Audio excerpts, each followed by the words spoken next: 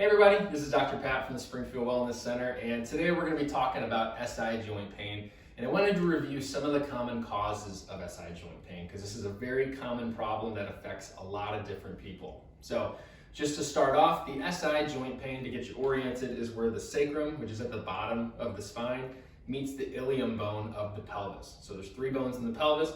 One of them is the ilium, where we have the iliac crest here, and that joint that forms between them is the SI joint, or sacroiliac joint.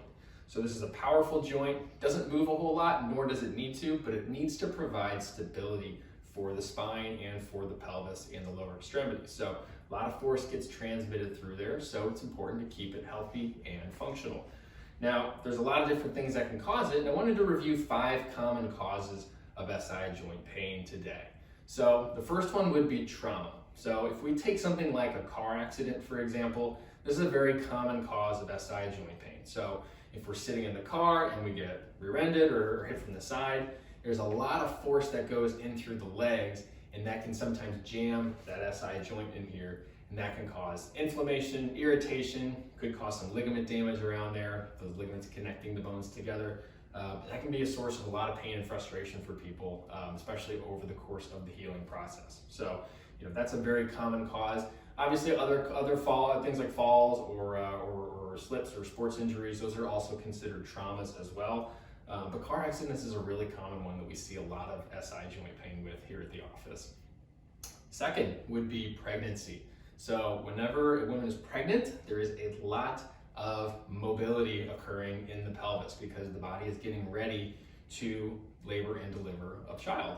And so when that happens, there is a hormone called relaxin that goes throughout the body, and it helps to make some of these joints and ligaments that are meant to be more rigid, starts to make them looser. And one of them is the SI joint, okay?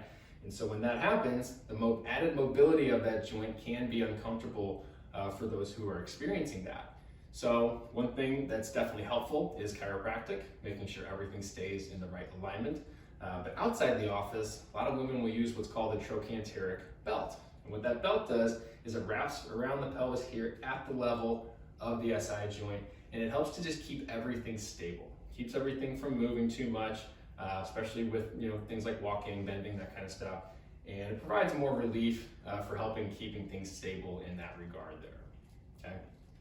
The third one would be arthritis. So arthritis means degeneration of a joint, inflammation of a joint, and when that occurs in that SI joint, it's usually called sacroiliitis. So when this happens, that joint space is reducing, which means we're going to feel more of the effects of the walking, the force that goes through that joint at any given moment. And so with arthritis, it's important that we need to keep things moving as much as possible, as much as able to be possible, because obviously it's a one-way street with arthritis. There's no going back or reestablishing that joint space. We have to make the most of what we have at that time. So if you have sacroiliitis or you have arthritis in your SI joint, it's important to maintain what mobility that we can. The fourth one would be scoliosis. So scoliosis is where the spine has curvatures from side to side. So when we look at the spine from here, we can see that there's a curve here, and a curve here, and a curve here. Those are normal curves. Whenever we have a curve that goes to the side, this is an abnormal curve known as scoliosis. Now, a lot of times scoliosis is idiopathic, which means that there's no known cause. It just happens from birth. And what a lot of times we'll see is that pelvis being tilted higher one side versus the other. And what that does is that creates a lot of abnormal and unequal force between these two SI joints. So if the spine is straight, walking is going to be normal. We're going to feel that force equally. Whenever it's tilted, now it's going to be unequal. We're going to see more stress on one side versus the other, and over time that can cause more problems in the SI joints. So whenever we're working with scoliosis patients, we always want to make sure that we're taking care of the spine, but also really taking care of those SI joints as well. And the last one would be a spinal fusion. So a fusion is where the bones in the spine are fused together using plates and screws, okay? So usually what happens is the disc has fully deteriorated, it's practically bone on bone, and they put the plate, screws, lock that joint together so now it can't move anymore and cause some of that discomfort. Now, what that means is that the movement that occurs has to come from somewhere else since it can no longer occur at that joint.